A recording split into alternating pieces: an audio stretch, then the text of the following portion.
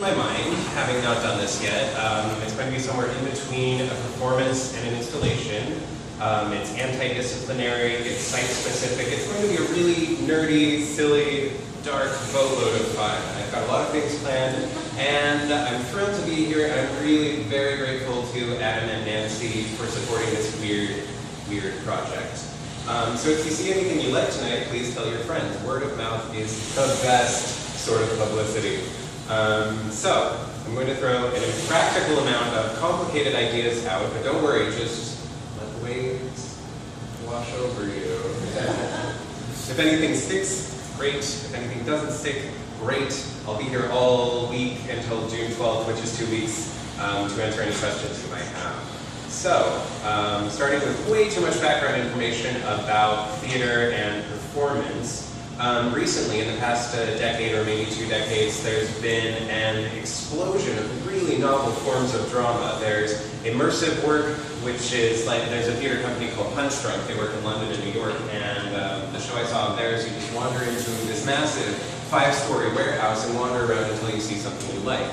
Now, if this environment is responsive to your presence, then as Punch Drunk's productions are, you can interact with people and they may interact back. Then that would be participatory theater, meaning it solicits but does not usually require participation from the audience as a part of the story. There's also a durational performance, which is anything that takes longer than the standard 100 minutes or so, which this qualifies for because at the end of it I will have been here for about 75 or 80 hours.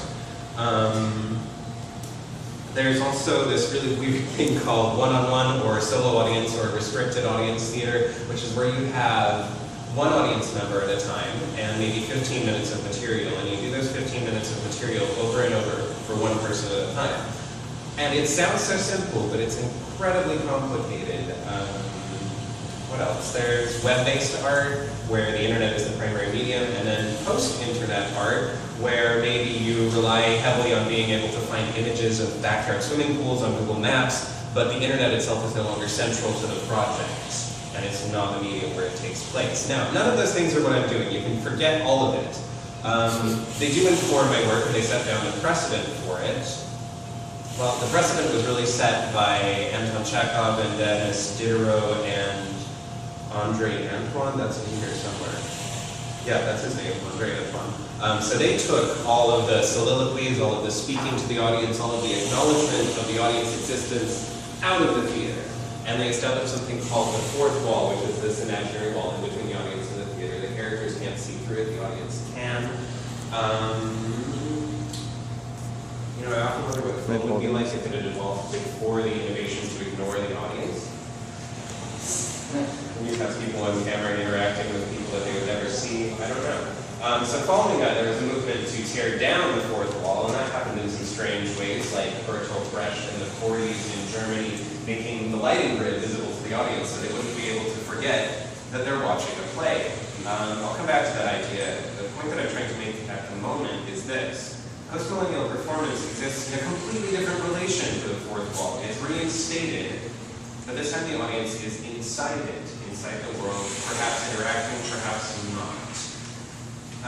Theater is always trying to explain its distance from film, and this has led to a remarkable playground of theater like a shuffle button where you can just wander off to something else if you're not feeling it, or a theater like the internet where there are nodes and links you can follow to sort of choose your own adventure, or a theater as a video game where your choice to participate or not is what moves the story forward. So, I come from the theater, but I'm not in it anymore. I consider myself a science fiction writer, and I'm not really sure what I'm doing here. My word, my movement, if it were to become a movement, is anti-disciplinary. So a discipline being like dance or sculpture or biology, just a specialization or a field of study separated and categorized into similar groups.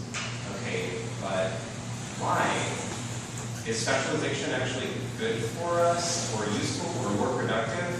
Or are we just sort of going along with it? What happened to the proverbial Renaissance man, or I should say Renaissance person, the polymaths? Where are they? Why isn't the education system churning them out by thousands? Specialization.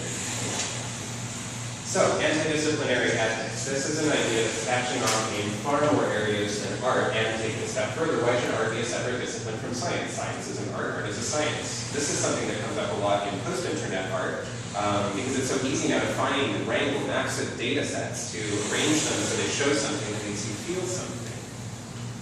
This antidisciplinary concept is sort of seeping into a broad variety of dialogues, without, so far as I know, being organized into a coherent movement. I'm going to skip that paragraph. So, I knew I would be working with an audience that isn't an audience, so I wanted to make my work as unobtrusive as possible to the bar-going crowd. It's optional. At no point will you be required to participate or even to know that something's going on. I will always be here to take food and beverage orders, so please don't hesitate to interrupt whatever tangent I want at any time. There will be so many. So I wanted to create a space and a flavor of time travel that flourishes under these constraints, and what I came up with is a bit unusual. So there's this imagined space, a metaphorical location interior to your brain where you deal with abstract ideas and various things that aren't based in reality. Your teeth, for instance, as an object, they have a physical, tangible version, but as a concept, for instance, in dreams, they might represent your gateway to interacting with the world, or your voice, or the vulnerability of being the only part of your skeleton that is exposed, or who knows what. So, this visionary imagined space where concepts exist and live, what does it look like? Jeffrey Lees, in his book, Shape of Space, described it like a landscape where you're completely lost with no barriers. You can see a peak, and you scale it, and then from that peak, you have a much better sense of the terrain that you're wandering around in. And as you scale more peaks, you get better at scaling the peaks. The more math you do, the more math you can do, was basically his point, because it was a math book. So, have you ever cracked an egg into a frying pan, and then more than one egg?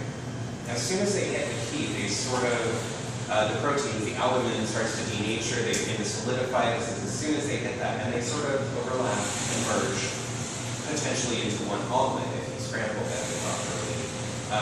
So, in that sense, and this is also like, I think it was Douglas Hofstadter that introduced this idea to me. If you're watching raindrops running down a window and two of them merge, does 1 + 1 equal 1? So the same thing happens with people. If you give a group the right kind of hot frying pan, their imagined spaces sort of overlap and merge as the proteins of their egg landscape denature. It forms a collective imagined omelet that shares details and aspects from each individual imagined egg. This is what happens when an audience watches a stage play or when a work group collaborates on a Scrum project. We're working together to construct a collective visionary space. Side note, the division between each individual egg of a shared experience is sometimes called the fifth wall, and we will be playing with breaking that. Now, the thing about it, and the link between this and the next idea, is that the existence of a collective space does not interfere with the individual space. They can both exist simultaneously without conflicting with each other. Even for the most seductive and effective stories, the ones that really deeply pull you into their world, at some point you're going to remember that there are toes inside of your shoes, so to speak. Every form of drama plays with the line between real and written, this one perhaps more than many. For instance, you might see a dialogue box that says YouTube is now full screen on any video clip that's supposed to be live, such as the moon landing that we did earlier tonight. And this sort of idea, it descends from epic theater, Bertolt Brecht in Germany, where the political context of a story is supposedly more effective if the viewer or reader is constantly and consistently reminded that they are experiencing something that isn't real, for instance, by keeping the lighting grid in view. So there will be plenty of opportunities to tear down the fourth or fifth walls in this project, or to pay attention to the man behind the curtain, because the collective and solitary imagined spaces can exist simultaneously without conflict, and using them in contrast to each other strengthens each. Like opposite colors on the color wheel, or like superposition in physics, a particle maintaining two flavors of spin simultaneously. So, my version of time travel will be similar. My research on time travel was really disappointing. Apparently there are only about 3 categories of time travel as a commonly accepted taxonomy for this subject. There's an immutable timeline, like somewhere in time where you go back and you try to change things and realize you're making things happen exactly as they already happened, or divergent timelines where you can change things, or a multiverse where you can travel between timelines. And that's as refined as the taxonomy gets.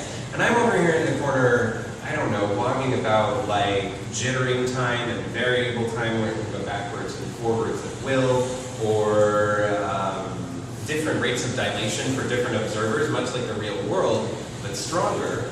Or time moving sideways, or time as a graph, time in 3 dimensions, time as, say, a dodecahedron, or this is the wrong paper. This is the one I want. One of Schleichlich's polytopes, this is the 120 cell. It is built out of dodecahedrons, so take a pentagon, make a sphere out of them, and then take a bunch of those and make one of these using 4 spatial dimensions. So the point that I'm getting to with this is, imagine you're traveling in time along one of these lines and you come to one of these nodes where you can branch out and then travel down another line until you come to another node. And so then it feels like you're moving forward in time, but actually you're just moving around in circles and circles and circles on the shape of an object that you don't know is curved.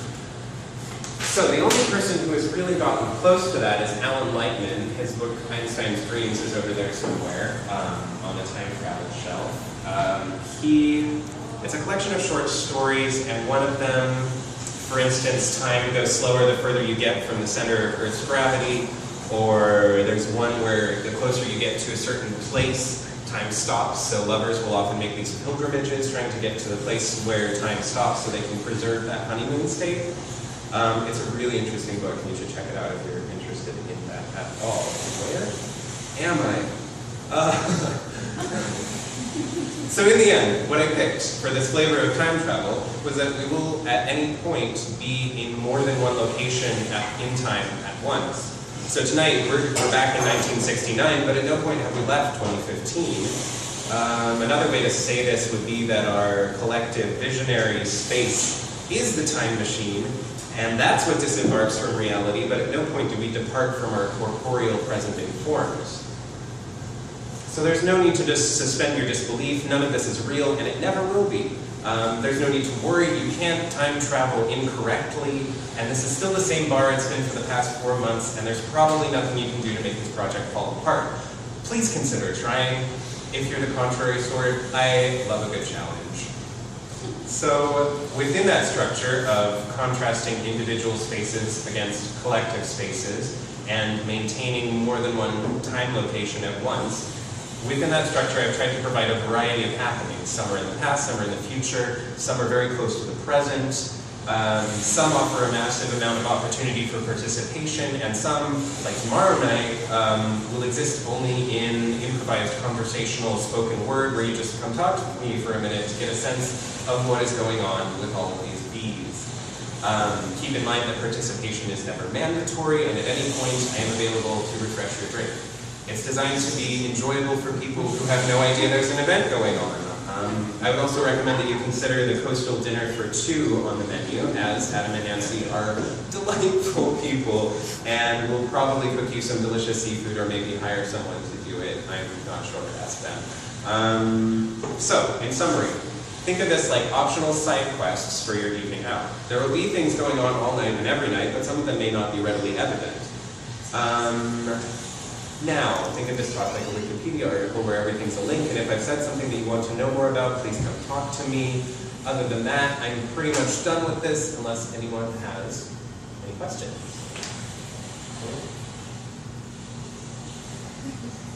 I am contractually obligated to wait 30 seconds. Are you going to show the moonshot yet? I can. Do you want to see it again? Yeah. Okay. I'll put it up. I'll put it right back up. Oh, well, we have another artist talk in a minute, but I'll put it up in the meantime. Yeah. Anything else? Questions? Cool. I covered everything. Hey, great.